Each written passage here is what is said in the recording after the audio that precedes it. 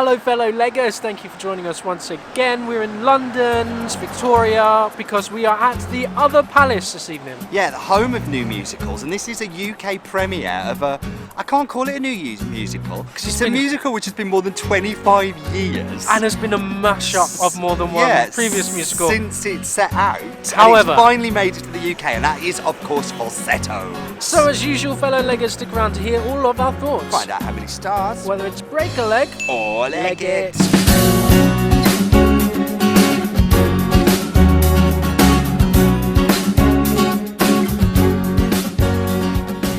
Other Palace. It's a lovely intimate venue. There's a couple of nice spaces in there, the main house and the studio. Yeah. But this is in the main house this evening. It is indeed. For those of you who don't know, Falsettos has music and lyrics by William Finn. Now, William Finn, responsible for bloody loads of musicals. He's been in the game a long time. Kind of niche musicals. Yeah, quite niche, very piano-driven, his work. But such as A New Brain. Yeah.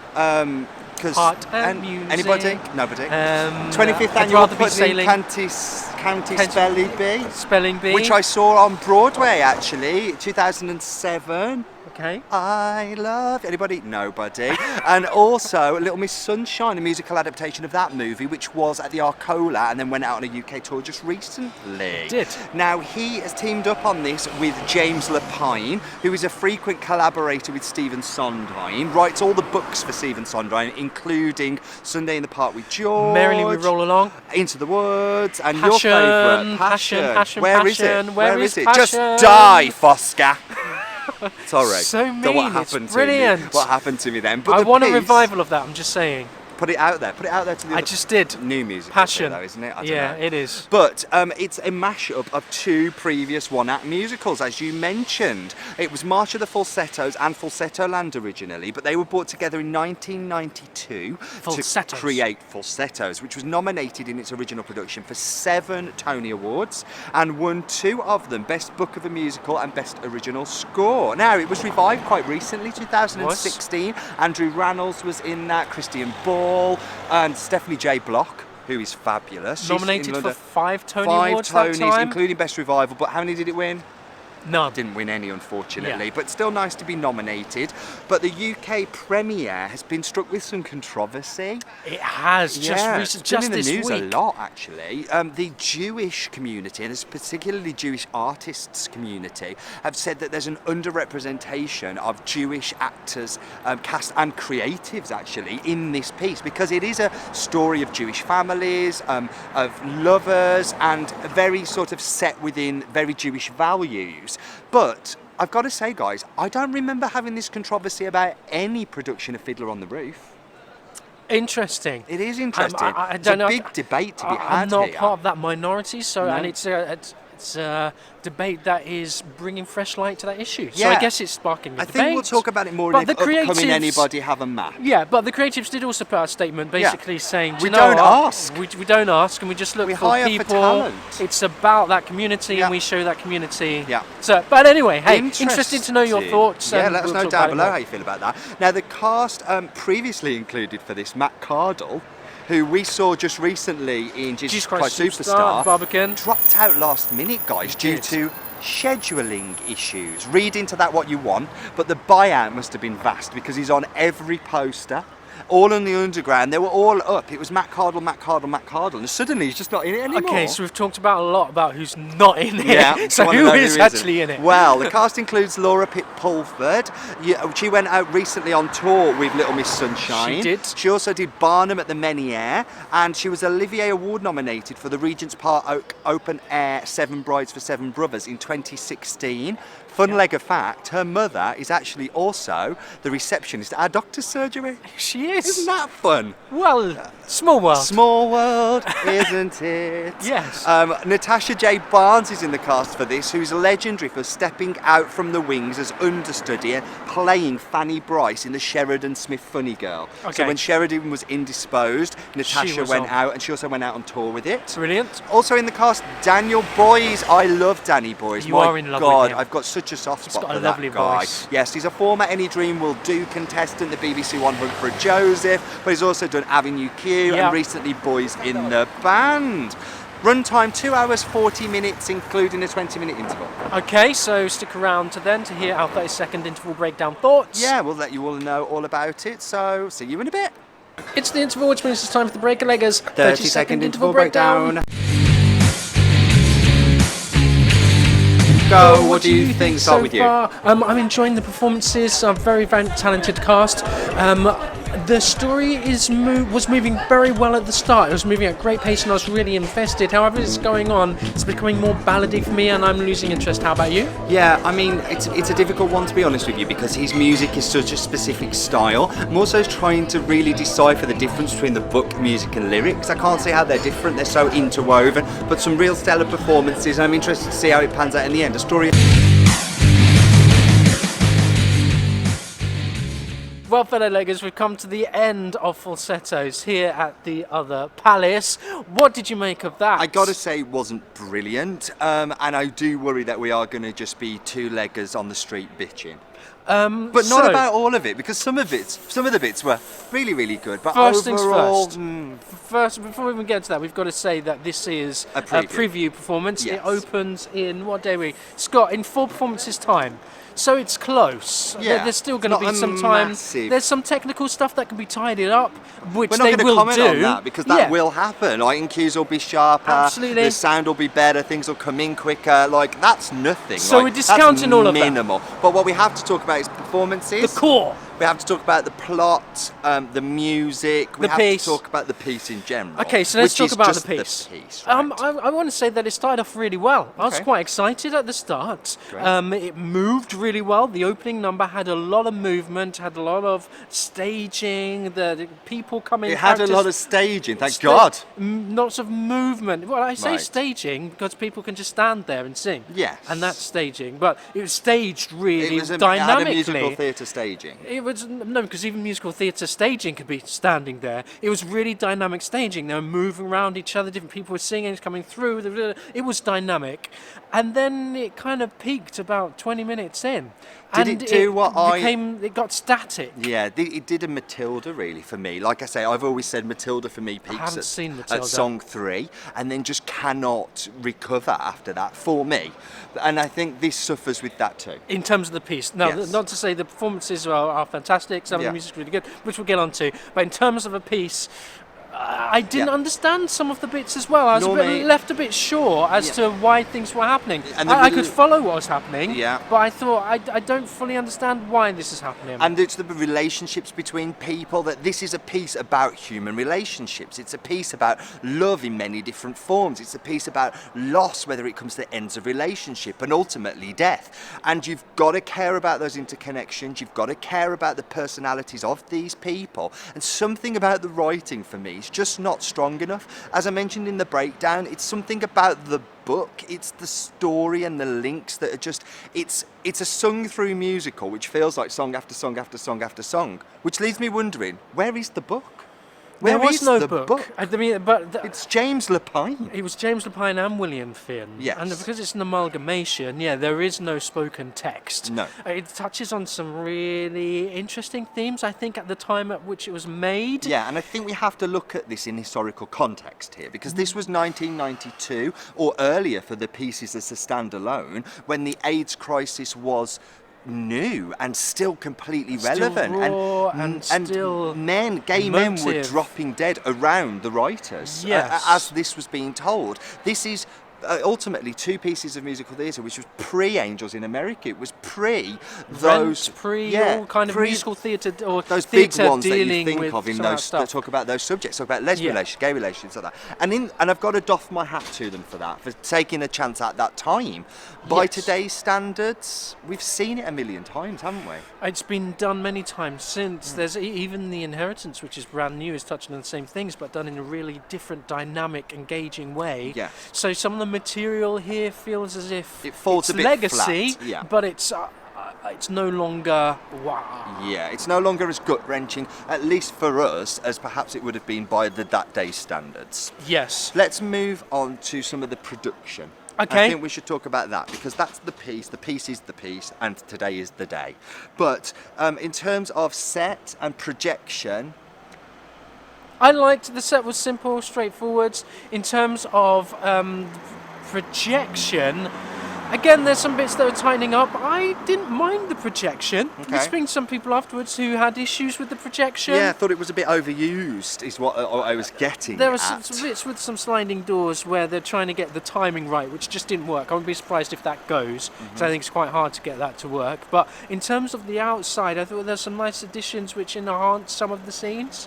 What were your thoughts? I mean, I just thought it was practicable, like it was functional. Practicable. You've got to think about the stage here. I mean, it's a studio almost looking down upon it, and what can you do with that? You've got to bring in levels. It was very reminiscent of Heather's. You know, they had that door in the centre, they had the staircase and the balcony going up. It was, I don't know if there's a lot you can do with this venue, or maybe they found that that is the most optimal way of trying to stage something on this stage.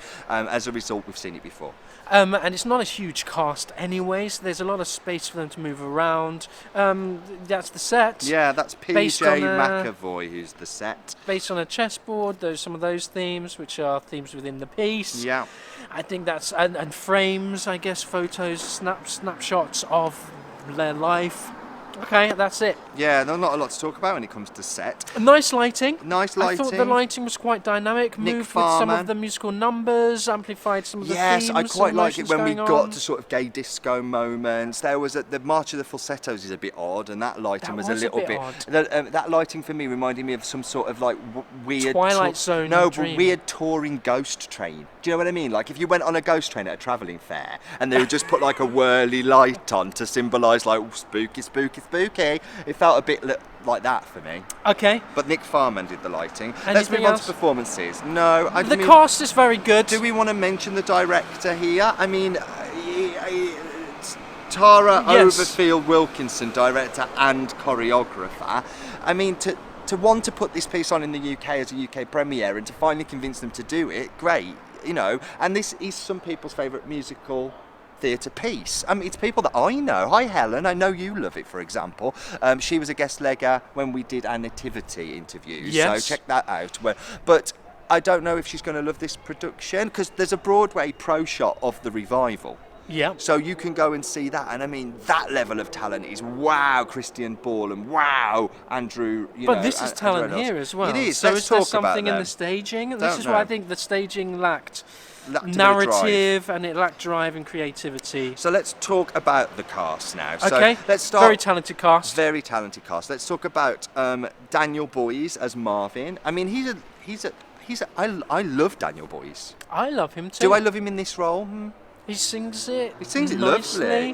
The There's thing something is, about the character he's that not unlikable, and I think this character needs to be unlikable. This character needs to be. He's left his wife. He started caring about himself, and then when he does Very sort confused. of very confused, and when he does start feeling this connection with his partner, and actually he's realizing he can't live on his own and stuff. It's almost like Bobby. Do you know, like Company? Like he's finally been told, but the arc just didn't work for me. No, I was confused by the arc. I was confused as to some of the decisions he was making, why he was had jealousy for his previous partner, where the violence suddenly as well. Where did that Yeah. come from? It's a little bit I don't know if that unbelievable wasn't set. That because wasn't he's set so up. nice. Yeah, it wasn't set up for me to think that he had that within his arsenal as a behaviour. It Yeah. just came out of nowhere for me. But Didn't know you had it in the arsenal, Daniel Boyes. Let's also talk about Joel Montague, who stepped in last minute to take on the role of Mendel in Matt Cardle's place. And I got to say, I think he sang it probably better than Matt Cardle would have done. I thought he was a real He was charming, beautifully funny sang. guy. Yes. He's funny, He and is I don't very know if funny. Matt would have had that. I mean, we'll never know. I mean, now. we'll never know, but knowing there's Matt's real comedy. work and knowing Matt's stage presence, and he's a bit more of a sort of like Lothario, Matt is, whereas this guy played lovable geek really well, and something in the physicality of that, which I don't think Matt would have bought, was really enjoyable. I really enjoyed his performance. Yes. In when he was. Again, petered off in the second act, but in the first act, he was really fun, really drove home those comedy moments. He found comedy inspiration everywhere. Yeah. It was really nice. Now, Oliver Saville as Whizzer, my God, is that man attractive. I'm sure Can we just he's fan talented ourselves as down well. for We a can't minute, just- guys? I mean, no, but he's fit. I've got to say, he gets his top off, and I mean, I don't think there was a Oh, person, the man, audience was woman, or beast in the audience that wasn't absolutely just swooning at that moment. He looks great. He's chiseled. Yeah, he's just his body gorgeous. is chiseled. He's got But a lovely voice. Do you know what? That Believed bastard, everything. that absolute bastard, he's talented as well. Come on. Why do some men just get it all, guys? You know what I mean? That's Like, why it's I know not there's one or not the a other. God. There is no God because There's it's no- just 'cause it's completely unfair. unfair, isn't it? You know, there's no justice in this world. He is so at ease with the character. Actually, I think his characterization was my favourite of all of them. I believed that he was someone that knew he was attractive, went out and got what he I wanted, think he's just and got had biases. a vulnerability. Nah. No, I I think can he be. I just- can be objective. Yeah, whatever. I can. Okay, absolutely. if that's what you think. But I loved Oliver Sure. Saville as Wizard. I thought he did a wonderful job. Let's talk about Laura Pitt-Pulford. She was Laura the star of Pitt-Pulford. the I can show. say Laura. I've had a drink.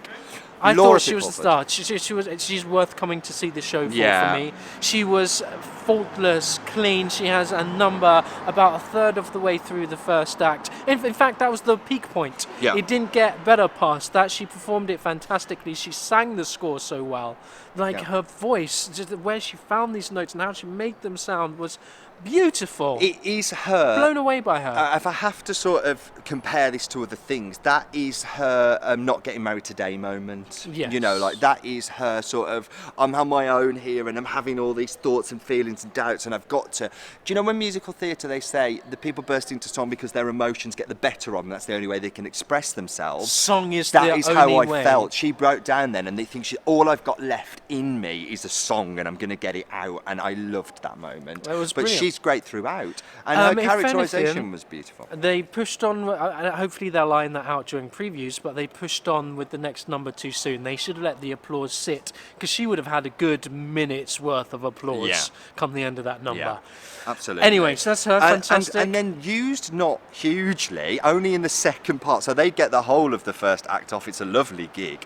Natasha J. Barnes as Cordelia, absolutely loved her voice. She couldn't come too soon for me. She was brilliant. I was waiting. Yeah. By she the was time really she good got comedy there, timing, I could see is yeah. in there as well. I was thrilled that she was there. She brought this amazing, different dynamic.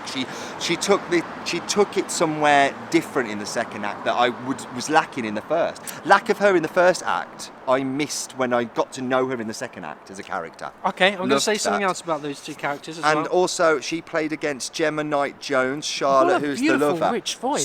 Stop the clocks, guys. Stop the clocks. She had my favourite voice out of all of them. She's suddenly this beautiful, soulful tone. Yeah. I was like, wow, I Yeah. love that. They're only on in the second act, Yeah. but they were a real breath of fresh air. Yes. I think because you're seeing the same You five need them. people, suddenly to have two more injected in, lifted the piece a bit, even though the second act still was a bit drolly.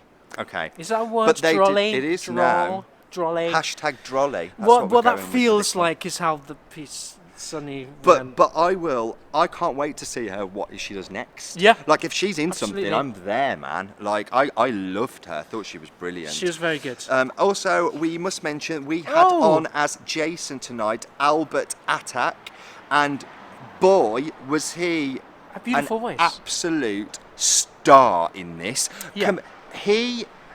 I almost felt like more in control when he was doing something than anyone else on stage. Like he was hitting all of his marks, it felt completely natural. The way that he handled the props and did all the set moves and stuff, he was just a sensation. He was just a very natural, at ease. He Yeah. had this lovely vocal tone. One credit he's got, and School there's of quite Rock. a lot in it as well, really, for quite a young part. It's Yeah. not quite an Asian mole, I guess, but it's No. there's a lot in there. It's quite a mature He piece doesn't to be the carry solo. the show, but he gets some laughs. It's quite edgy. Made Yeah. me think of Billy Elliot at times. You know, when the kids are sort of being able to express themselves without the parents around, and they start using schoolyard language, and actually they know more than they should know. Sure. I felt that about him. I thought it was really good. Okay. So let's wrap it up. Well, I guess you're probably wondering how many stars we're going to give Falsettos. But before we do, make sure you hit subscribe. We love to know that you're there, guys. We do this for the love, and we do this to share these thoughts with you. So please hit like if you like what we do. Hit dislike if you don't. Be something, don't be nothing. And leave us a comment down below if you've seen this piece. What do you think of Falsettos? So, how many stars are we going to give Falsettos here playing at the other palace? Currently in previews, but we are going to give 3. 3 stars. I'm not sure. The problems with it, I don't think are going to be tweaked up within the next 3 or 4 days.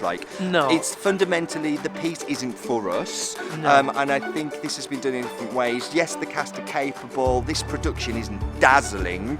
And I think that, like I say, it's too late to fix it. I think a 3, if we came back in 6 weeks' time, I think it would still be a 3. Started off really strong. I was thinking, do you know what, this is 5 stars.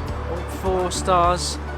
3 stars. So you kind of, it started off strong. Because we Great always talent. want to love it. Everything we see, we want to love it. Love it. We don't want to waste our time. Absolutely, and these themes resonate with me. You know, we've got children, Yes. relationships, Yes. all that stuff was in there, Yes. but it just didn't land with me personally. Because hey, that's just what I think. That's just what you think. Maybe you should write your own. That's just what I think. What do you think? Let us know down below. We're the Breaker Leggers. And we'll catch you again soon. Bye.